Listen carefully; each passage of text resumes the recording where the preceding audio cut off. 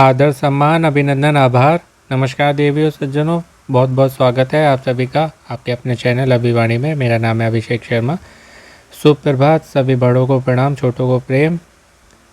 आप सभी को सपरिवार श्री कृष्ण जन्माष्टमी की हार्दिक शुभकामनाएं और बधाई। मेरे हिसाब से तो कल थी, क्योंकि जन्माष्टमी मीन्स जन्म अष्टमी, अष्टमी की रात्रि में 12 बजे हुआ था, जो कि कल था। कल थी मतलब, और आज तो अष्टमी केवल 4:15 बजे तक है। और अधिकतर जगह जो आज मनाई जा रही है, बहुत लोगों ने कल भी मनाई है, तो मैंने तो जो है कल मना ली, और हो सकता है आज भी मनाऊं। तो इसलिए कल के लिए भी और आज भी आप सभी को श्री कृष्ण जन्माष्टमी की आपको सपरिवार सहित हार्दिक शुभकामनाएं और बधाई। अब जो है हम IDFC first bank daily quiz खेलेंगे, जो कि कल आप खेल सकते हैं 8 सितंबर 2023 दिन शुक्रवार को दिन में 9:59 तक। और क्रोमा क्विक 5 क्विज़ पता चला मुझे कि बैनर जो है क्रोमा वेबसाइट पे हटा दिया गया है और नहीं खेल पा रहे हैं। तो यदि आपको भी ऐसी प्रॉब्लम आ रही है तो कमेंट करके बता सकते हैं, मैं जो है उसमें आपकी हेल्प कर दूंगा, और आप जो है फिर यदि संभव हुआ तो खेल पाएंगे। तो अब जो है क्विज स्टार्ट करते हैं। 500 पॉइंट्स के लिए है। अलास्का की राजधानी पूछ रहे हैं क्या है, तो होनोलुलु हवाई, और अलास्का जूनो, और डोवर डेलावेयर, और फ्रैंकफर्ट केंटकी। ये सब हैं, इनसे जुड़ी हुई मैं सब आपको बता रहा हूँ। तो यहाँ अलास्का की बात हो रही है तो ये होगा जूनो। होनोलुलु हवाई, डोवर डेलावेयर, फ्रैंकफर्ट केंटकी। दूसरा प्रश्न, गुप्त वंश का अंतिम महान शासक, तो ये स्कंदगुप्त थे या स्कंदगुप्ता, और ये कुमार गुप्त के पुत्र थे। कुमार गुप्त प्रथम, जैसे ऑप्शन सी में आप देख पा रहे हैं ना, कुमार गुप्त द्वितीय, तो दो थे ये, कुमार गुप्त प्रथम और द्वितीय। तो ये जो है कुमार गुप्त प्रथम के पुत्र थे, स्कंदगुप्त। ऑप्शन डी, यही अंतिम शासक थे इस प्रश्न के अकॉर्डिंग। उचित उत्तर, सही जवाब। 100 पॉइंट्स मिल गए, 200 हो गए। और 100 पॉइंट्स के लिए तीसरा प्रश्न आप सबकी स्क्रीन पर ये रहा। क्ले कोर्ट पर खेले जाने वाला, तो ये फ्रेंच ओपन होगा। सिंपल है, क्योंकि ये जो आप पहला वाला ऑप्शन देख रहे हैं रोला गर्रोस, ये एक स्टेडियम है जिसमें क्ले कोर्ट है जहाँ पर ये खेला जाता है, जैसे क्ले कोर्ट की बात हो रही है। और ऑस्ट्रेलियन ओपन और US ओपन जो हैं, ये दोनों हार्ड कोर्ट पर खेले जाते हैं, मीन्स कठोर कोर्ट में, कठोर सतह पर। और विम्बलडन जो है वो घास के मैदान पर खेला जाता है। बिग एप्पल किसे कहा जाता है, तो ये न्यूयॉर्क शहर को कहा जाता है। और केवल बिग एप्पल नहीं कहा जाता है, इसका और भी नाम है, एक गोथम नाम है, जो आपने बैटमैन मूवी देखी होगी उसमें गौथम शहर का नाम आता है। और एक आता है the city that never sleeps, वो शहर जो कभी नहीं सोता। और कोई आपसे ये भी पूछ ले, या अब ये प्रश्न तो नहीं आएगा, पर ये पूछ ले कि ये शब्द कहाँ से आया, तो एक स्पोर्ट के राइटर थे जो स्पोर्ट्स के बारे में लिखते हैं ना, जॉन जे फिट्जगेराल्ड। तो ये 1920 की बात है, वो एक कॉलम लिखते थे, वो स्टार्ट किया था हॉर्स रेसिंग को लेके, जिसका टाइटल था अराउंड द बिग एप्पल।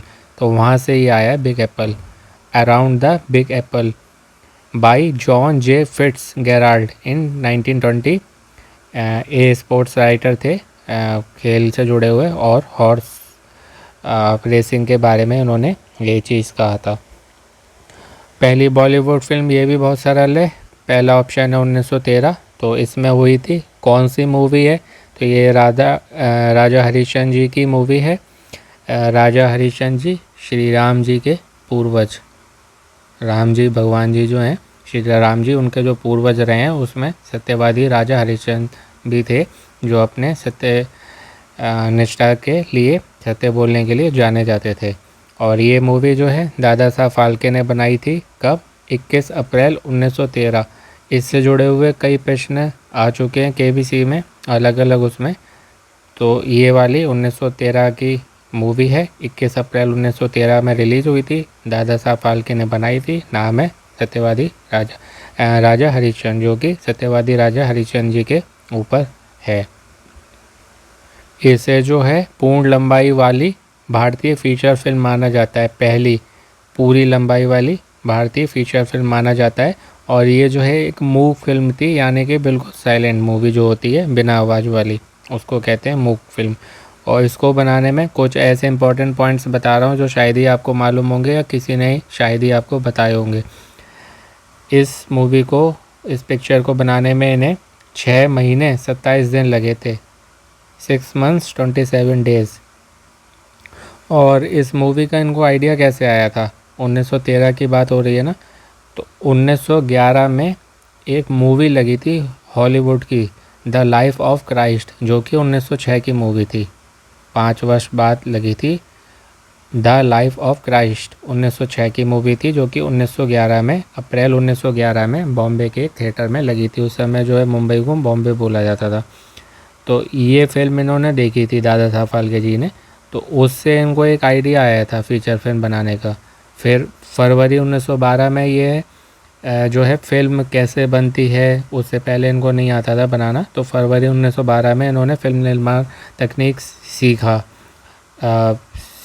जाके विदेश गए ये लंदन, वहाँ 2 सप्ताह के लिए, लगभग 15 दिन के लिए गए थे। और फिर लौट के इन्होंने जो है अपनी कंपनी की स्थापना करी, जो कि फाल्के फिल्म्स कंपनी है, जो कि इन्हीं की कंपनी थी, फाल्के फिल्म्स। उसके बाद इन्होंने इस फिल्म का निर्माण किया और जो भी आवश्यक जो भी उपकरण होते हैं फिल्म निर्माण के लिए हार्डवेयर में, वो इन्होंने विदेश से मंगाए थे, जिसमें इंग्लैंड, फ्रांस, जर्मनी और संयुक्त राज्य अमेरिका थे, वहाँ से इन्होंने मंगाए थे और फिर जो है इस फिल्म को बनाया था। पर शायद ये भी कहा जाता है मूक थी तो एक तो लोग देख के इसको समझ सकते थे, दूसरा शायद इसमें टाइटल भी नीचे लिखे हुए आते थे, जो लिखा हुआ आता है ना अलग अलग भाषाओं में, तो अंग्रेज़ी में भी था, मराठी में भी था और हिंदी में था, तो जिससे लोग पढ़ के और देख के जो है उसको समझ सकें। और कुछ इम्पोर्टेंट बात ये भी है, क्योंकि ये जो किरदार थे इसमें, तो उस समय जो है निभाने के लिए महिला की जो भूमिका है वो निभाने के लिए कोई महिला नहीं थी, तो पुरुष जो थे उन्होंने ही, पुरुष अभिनेताओं ने ही महिला अभिनेत्री की भूमिका निभाई है, तो जो पुरुष थे वही महिला बने थे। और जो इनको अपनी मूवी बनाने के लिए धन चाहिए था, पैसों की आवश्यकता थी, पैसों की ज़रूरत थी, तो वो इन्होंने एक छोटी मूवी बनाई थी, क्योंकि ये महाराष्ट्र के थे। तो अंकुराची वध, ये क्वेश्चन आ सकता है, बहुत इंपॉर्टेंट है। अंकुराची वध मीन्स एक मटर के पौधे का विकास। ये इन्होंने एक जो है लघु फिल्म, छोटी फिल्म जो होती है वो बनाई थी, जिससे जो है इन्वेस्टर जो होते हैं वो उनको इम्प्रेस कर सकें दिखा के, और वो पैसा दें इनको और फिर ये उससे ये फिल्म बनाएं। तो इस तरीके से इन्होंने इसका जो है एडवर्टाइज़ किया था न्यूज़पेपर में, समाचार पत्र में, और फिर ये फिल्म जो है बन पाई थी।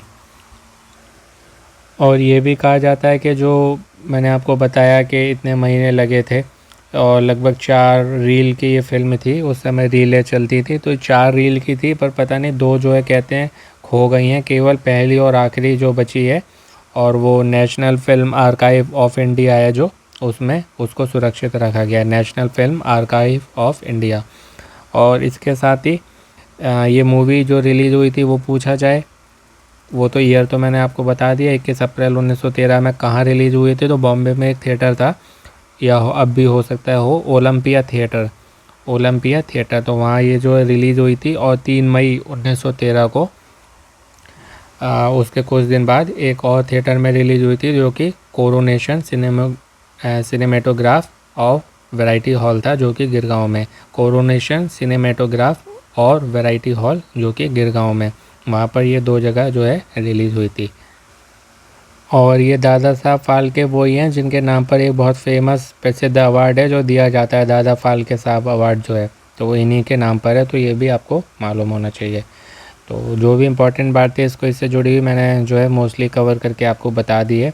जो डिटेल होता है उसका मैं एक संक्षेप में आपको सार समझा देता हूँ। बाकी हर चीज़ को डिटेल में पढ़ेंगे तो काफ़ी समय लगेगा, वो आप खुद पढ़िएगा। मैं मेन इंपॉर्टेंट पॉइंट आपको बता देता हूँ, क्योंकि बाकी आंसर मिलना वो कोई बड़ी बात नहीं है, वो तो आपको कहीं से भी मिल जाते होंगे, किसी की भी वीडियो देखे या यूट्यूब उस पर गूगल से आसानी से मिल जाएंगे आपको। लेकिन जो मैं आपको शॉर्ट में बताता हूँ, यदि वो आपको ढूंढेंगे पड़ेंगे तो उसमें आपको कई घंटे लगेंगे, तो वो आपका समय बचाने के लिए, क्योंकि एक एक दिन कम होता जा रहा है और केवल कुछ ही कॉलिंग और बाकी है, क्योंकि लगभग 9 वीक की कहते हैं कॉलिंग हो चुकी है। तो कुछ ही मतलब कंटेस्टेंट उनको और चाहिए, तो इसलिए कंपटीशन बहुत टफ़ है। इसलिए जो है अपनी तैयारी पे ध्यान दीजिए, और जहाँ से भी तैयारी कर रहे हैं वहाँ से भी करते रहिए, और यहाँ से भी करना चाहें तो कर सकते हैं। जो भी मैंने मतलब अब तक प्रश्न बताए हैं, सीज़न में 6 से 8 प्रश्न आ चुके हैं और पिछले सीज़न में 23 से 25 प्रश्न आए थे। तो इसलिए मैं डिटेल में बताता हूँ कि डिटेल में एक प्रश्न से जुड़ी हुई कई बातें होती हैं, तो कहीं ना कहीं से जो है चीज़ फंस जाती है, और केवल प्रश्न का आंसर से तो केवल ये कोई खेल पाएंगे आप, जो है आगे और नॉलेज होगी तभी जो है आप वहाँ पर जाके और आंसर दे सकते हैं, क्योंकि एक प्रश्न से जुड़ी हुई कई बात होती है, एक ऑप्शन से जुड़े हुए कई आते हैं, जैसे मैं आपको डिटेल में बताता हूँ। तो ऐसी डिटेल में स्टडी करिए, जहाँ से भी कर रहे हैं वहाँ से करिए।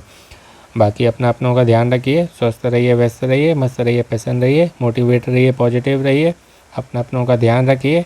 शीघ्र मिलते हैं एक नए वीडियो में। नमस्ते, आपका दिन और जीवन शुभ हो। All the very best and best of luck friends.